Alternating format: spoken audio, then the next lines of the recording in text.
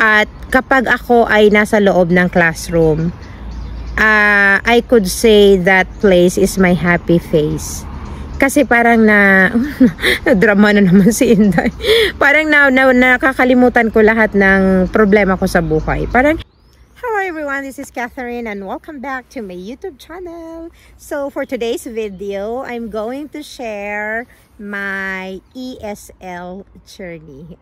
Wow, talagang pinanindigan. English, Inday. Well, actually, na tawag nito, natutuwa ako kasi every time na may Filipina o kababayan akong na nagsasabi sa akin, alam mo, natutuwa ako sa iyo kasi nagamit mo yung profession mo dito sa Espanya. Kasi yung ilan nating mga kababayan dito, alam mo yun, 15-20 years na sila. Tapos pag na-meet ko sila, lagi nila sinasabi sa akin, ako hindi ko na nagamit yung profession ko. So I want to share my, I could say, my magical journey here in Spain. Well, actually, sabi ko nga, I think my life here in Spain is a mix of luck and hard work. Kasi hindi lang naman swerte ang lahat sa buhay. I mean, well, given na meron tayo niyan lahat, pero syempre ako kasi ay wala ako sa determinasyon. Ayun, sa determinasyon. So paano po ba ako natanggap as an English teacher po sa private academy dito sa city po namin? Well, actually, simulan natin sa pinakasimula. Simulan natin sa pinakasimula. Nung dumating po ako, 6 months po akong hindi nagkatrabaho. I arrived here in Spain, that was 16th of June 2018. At I think that was the most depressing moment. Kasi imagine niyo, everyday ako nagtuturo sa Philippines. Tapos biglang, oops, nawalan ako ng trabaho, 'di ba? Parang tapos, bago lahat sa akin, you know, culture, I mean, everything is new. And then, I went back to Philippines. That was December 2018 also. Kasi nagkasakit si Papa ko noon. And then, I got back here 2019. I think that was maybe February. So, since simula nung dumating ako, gumawa ako ng curriculum vitae, and I remembered ang curriculum vitae ko ay in Spanish because ang sabi ko nga noon, kahit assistant teacher lang ako sa mga yung private academies, kahit assistant teacher lang, but then I was lucky kasi I mean like maybe 4 or more academies ang pinagbigyan ko ng aking curriculum vitae. And I was lucky because they called me. I mean, itong academy kung saan ako nag-work. Kasi that time they needed a substitute teacher for 2 months. And natanggap po ako. So, syempre, alam niyo naman, tayong mga Filipino, kinalingan ni Inday ng bonggang-bongga to the highest level. Sige, to the highest level. Bago sa akin ang trabaho. So, alam mo yun, para akong baby. Para akong baby na walang kaalam-alam. Ang academy, we offer British English. So, our learners, they are preparing for Cambridge exam. So, wala po akong alam sa mga ganon. Kaya, alam mo yon, inaral po ng mabuti. Kulang na lang i-memorize ko po yung libro. Until now, I am still learning. So, ayun po. After the 2 months of substitution, so my bosses called me and talked me again. And then they said to me that, oh, you know what, Catherine? We have a good feedback from our students and the parents. So that means they were happy for my 2 months substitution. So, sinabihan ako ng boss ko na we would love to retain you. So, binigyan lang nila ako. Alam ko nga, natatandaan ko, 4 hours lang ang number of hours ko every week. Sobrang baba nun. As in, alam mo yun, pero kahit ganun lang yung ano ko as a part-timer, pero ang effort ko pang more than full-time. Ang effort ko more than full-time. Ginalingan ko pong mabuti. So, nag-ano ako, as in, inaral kong mabuti hanggang sa, alam mo yun, alam ko na paano mag-prepare ng exam group, paano sila dapat ihanda bago yung kanilang mga exams. So, since then, until now, 5 years na po ako, the same academy, second 5 years na po ako, and I am so proud of myself to tell you that from part-time to full-time, ang aking naging estado naging estado na po sa aking trabaho. So, I just want to share, no, because a lot of our Filipinos, kababayan here in Spain, you know, hearing from them that, telling to me that, oh, I'm so happy that you were able to, you know, that I get a job that in line to my profession. It's not too late. Okay? It's not too late. You know what? I would love to encourage you that, for example, kung hindi man sa unang trabaho na kuha mo agad, you know what? Don't stop dreaming. You know, just keep moving. And katulad ko, baby step din ako. Baby step din ang ginawa ko. Nagsimula ako sa, alam mo yun, sabi ko nga, diba, part-timer, pagka holidays, no job, no, si Inday, no salary, diba? But then, at saka, well, actually, kasi dito sa ibang bansa, kahit anong trabaho, ang i-offer, grab mo na agad yan. Kasi 'di ba, alam mo na, pag nasa ibang bansa ka, hindi mo na iisipin kung ikaw ay teacher, kung ikaw ay graduate ng police officer or ikaw ay police officer sa bansa natin, graduate tuloy. At kung ang dami kong na-meet, iba-ibang nurse, police, teacher, alam mo yun, pero hindi sila napunta sa ganong profession. But then, sabi ko nga, 'di ba, hindi po huli ang lahat. Ako din, naglinis din po ako.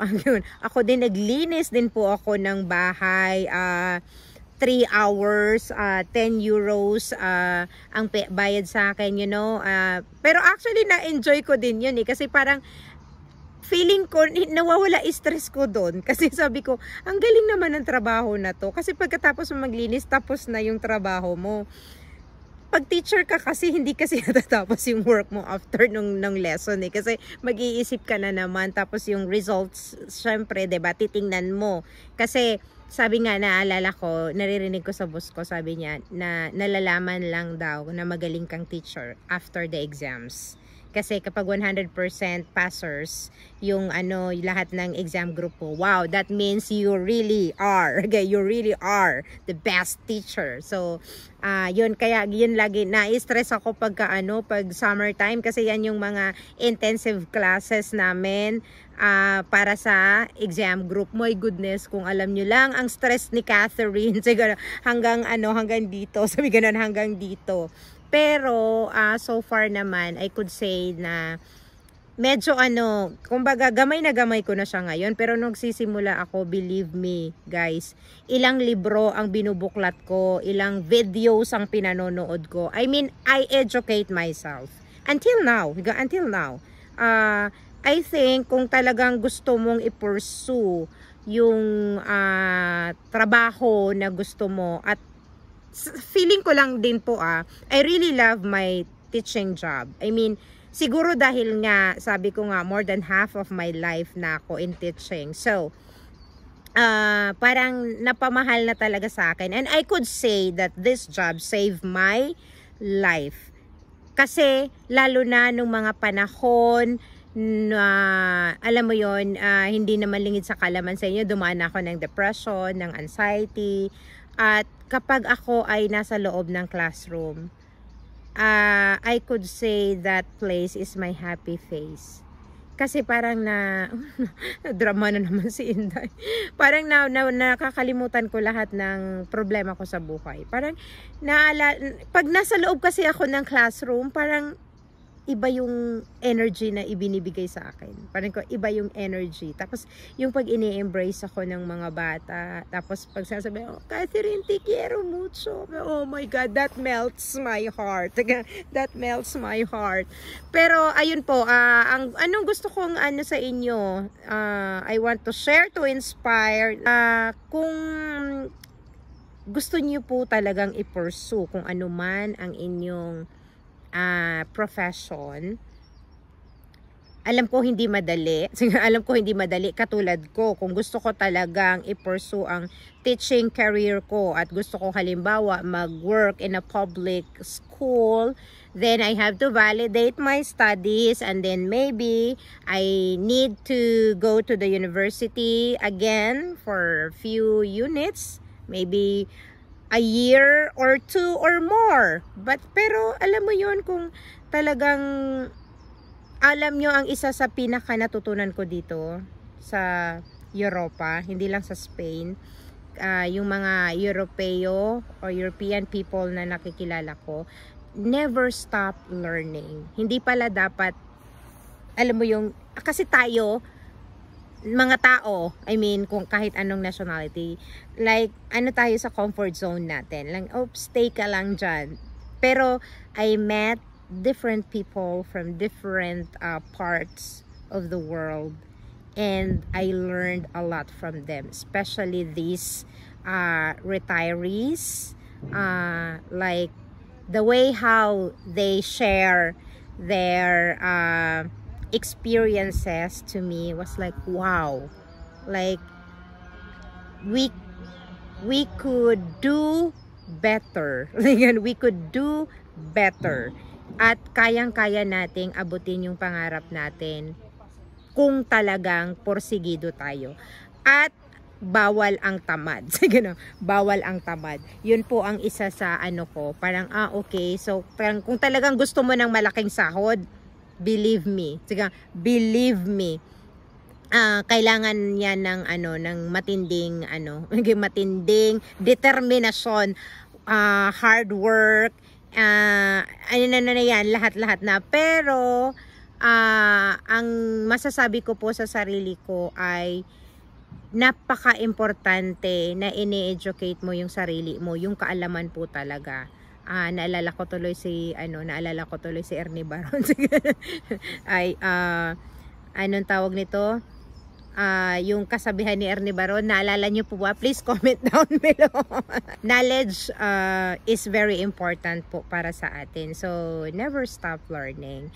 At yun lamang po. Sige, bigla po akong napaupo. Actually, nag-walking ako. Tapos sabi ko, ay parang gusto kong i-share sa mga viewers ko po ang aking ESL journey here in Spain. Proud po akong sabihin sa mga viewers natin, from part-timer to full-time na po si Catherine. So, alam mo yun, nag-start lang ako ng few hours, and then now I could say na I'm in a good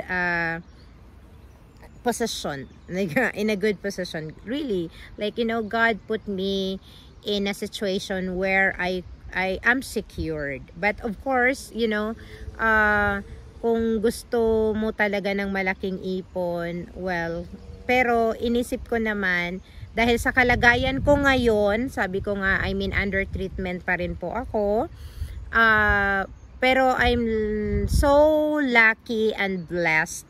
Kasi katulad niyan, yung mga bosses ko, they are so kind enough na kapag may mga may mga hospital visits ako, maluwag sila sa akin, hindi na nila ako pinapapasok. Basta mga ganong yung mga ganong tulong, napakalaki na po nun sa akin. At ang pinakamaganda kong maibahagi sa inyo, kung ano po yung trabaho na inuumpisahan nyo, galingan nyo po. At nakikita yon ng mga boss. Kahit may nakatingin o wala. Siguro, ako kasi, nag-start ako, 'di ba, ng part-time lang. Pero yung effort ko, parang pang full-time na. Parang pang full-time na. Until now. Kasi, alam mo na ano ko yan sa salita mismo ng mga bosses ko. Na they appreciate how I work. So, ibig sabihin, nakita nila yung paghihirap ko since day one. Kaya, ngayon, kumbaga, naano ko na yung pinaghirapan ko, ika nga, 'di ba? Parang, oops, I am on the position already that I could say that I could put how will I say, nang hindi naman mayabang, 'di ba? Like, yung value ko, ayun, yung value ko. Parang kumbaga, 'di ba, sa market tumataas yung value mo. O, dapat ganun yung ginagawa po natin sa sarili natin. Ini-improve natin ang value natin. How? You should learn. Do not stop learning. Ayun, tapos sa trabaho mo, galingan mo everyday. Like, galingan mo everyday. Tapos, wag kang umano doon, wag kang tumigil doon. Ako kasi, ang ginagawa ko kasi, or siguro dahil nga love ko ang pagtuturo, mas gumaganda yung performance ko. That is because sabi ko nga, 'di ba, na ang trabaho ko ang nagsalba sa buhay ko sa mga panahon nung mga nasa depression stage ako. So, yun lamang po, at ayun, maraming salamat po sa panonood at sa pagsuporta ng aking YouTube channel. We are aiming for 5,000 subscribers. At ayan, medyo madilim pa rin po kami dito. Like, weeks nang ganito ang weather namin. Kaya, tingnan nyo si Catherine. Nakaganito talaga ako dahil pag umulan, ayan, takip-takip na lang takip na lang at takbo na lang. So anyway, yun lamang po, at kung meron po kayong gustong ipagawa sa akin, feel free to comment down below. Ayun, naalala ko na po yung ni Baron, knowledge is power. Kung walang knowledge, walang power. Tama po ba ako? Alam nyo, sa totoo lang, sa dami ng gamot na iniinom ko, napapansin ko po talaga, medyo nawawala na yung aking, yung memory ba? Paki-comment na lang po kung tama po yung pinagsasabi ko. So, ayun po, good vibes lang po tayo. And God bless everyone. Again, thank you so much. Bye!